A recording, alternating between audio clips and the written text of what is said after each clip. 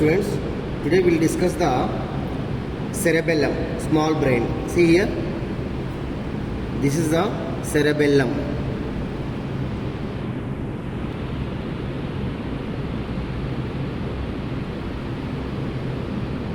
Cerebellum, brain stem, two cerebellar hemispheres. Next, these two are the two cerebral hemispheres. See, this cerebellum is also called the small brain. It is present and located in the posterior cranial fossa.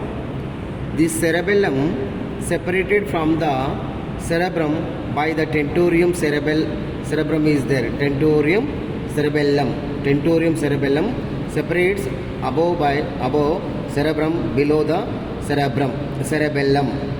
The cerebrum not a single lobe. It is having the two cerebellar hemispheres. This is the right side cerebellar hemisphere. This is the left side cerebellar hemispheres.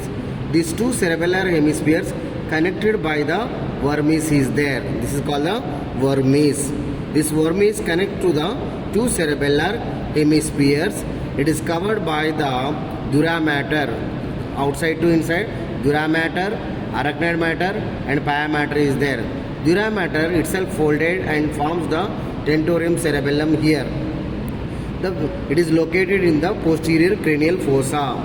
The weight of this cerebellum is 136 grams to 169 grams. 136 grams to 169 grams. This having the two cerebellar hemispheres connected by the vermis. It having superior surface. This is the superior surface of the cerebellum. This is called the superior surface of the cerebellum.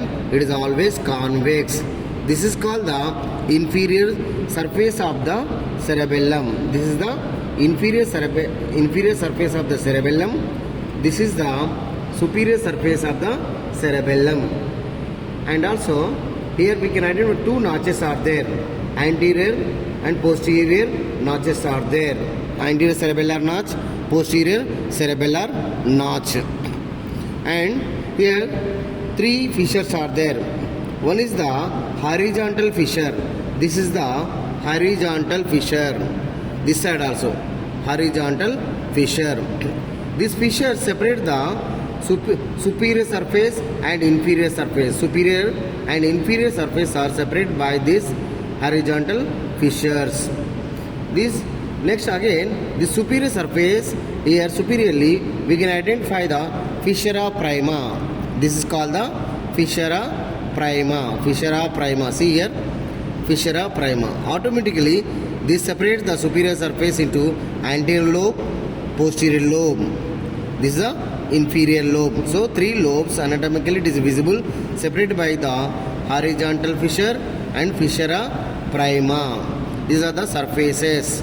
And what is the, if we take the section of this, cerebellum, we can identify inside is the white matter, outside is the grey matter is there. I can show here with the section of this. When take the section of this cerebellum, vermis, how it is. These are called the folio, leaf-like structures. These are called the fissures, folio and fissure. This white matter arrangement in the center, outside is the grey matter is there. So this is the arrangement of this leaf arbor vitae structure. It is called the arbor vitae structure. Next, when you take the section of another section, see here, see there in the text given nucleus. This is called the dentate nucleus, emboliform nucleus, fastigial nucleus.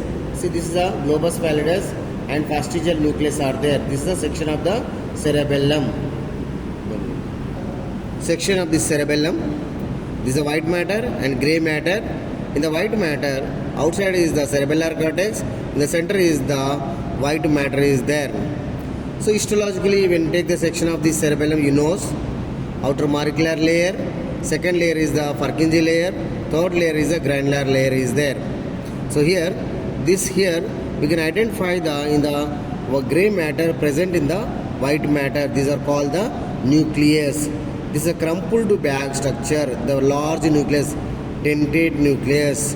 Here the dentate nucleus is clearly visible, crumpled bag structure. Then go to the towards the middle side. You can identify it here E. emboliform, F. fastigial, and globus pallidus. D, E, F, G nucleus are present in the white matter of the cerebellum, but out of 4, the crumpled bag large nucleus is there, that is called the dentate nucleus. See here, this cerebellum connection with the brainstem by the 3 peduncles.